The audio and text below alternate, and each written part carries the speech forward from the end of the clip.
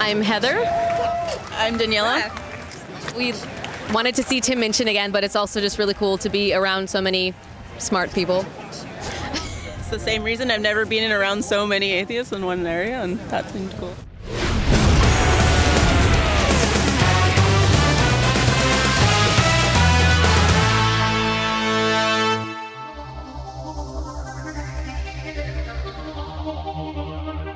The Mali military junta is having very little success in its attempt to suppress the al-Qaeda-supported jihadists who have taken control of the country's northern region. In the city of Gao, a stage located in a public square ironically named Place des Independence, or Independence Square, has been used to stone adulterers and flog various transgressors. It also appears that the jihadists are even cutting off the limbs of local thieves. The government has declared the Islamic courts invalid, and the international community has condemned the actions. Sadly, there is little that anyone seems able to do to actually curtail the influx of Sharia law in the region. According to reports from the Islamists themselves, 5 men accused of robbing a passenger transport were rushed to hospital for care immediately following the punitive amputation of their right hands and left feet.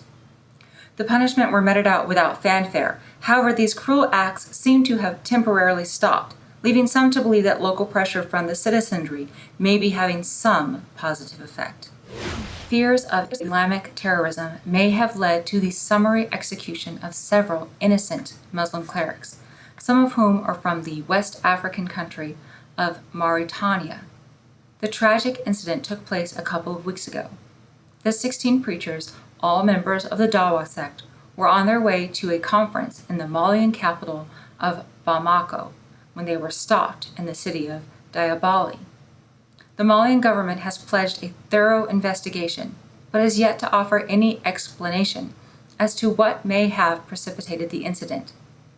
Many suspect that the soldiers may have overreacted to fears that the Dawa clerics were actually al-Qaeda jihadists who were held responsible for a military coup that took place last March. Since then, al-Qaeda controls all of North Mali and has recently been pushing southward.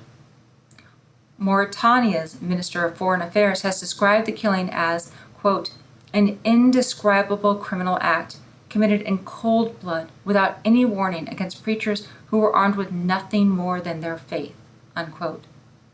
Meanwhile, the Mali government has admitted that the event took place, but does not acknowledge that members of its military were responsible for the deaths.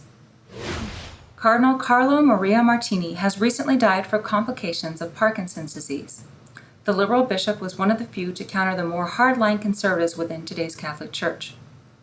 The sometimes divisive leader was known for his progressive stance on issues of sexuality and gender equality, among many other topics. In his last interview, Martini said that the Church must admit its mistakes and begin a radical change, starting with the Pope and the bishops. The pedophilia scandal obliges us to take a journey of transformation. The late cardinal, noting massive bureaucracy and empty pews, called church rituals and cassocks pompous. With no obvious successor, the Catholic Church seems poised to take an even more conservative stance. His final message to Pope Benedict was clearly meant to shake things up a bit. Quote, the Church is 200 years out of date. Why don't we rouse ourselves? Are we afraid? Unquote. Thousands paid their respect to the beloved bishop as they passed by his coffin in Milan.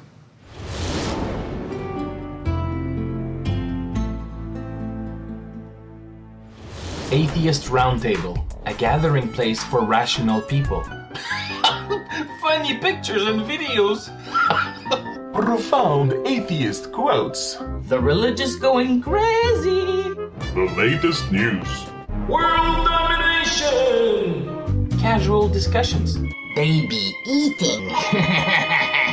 The ultimate forum for a lively dialogue. Come join the fun at atheistroundtable.com.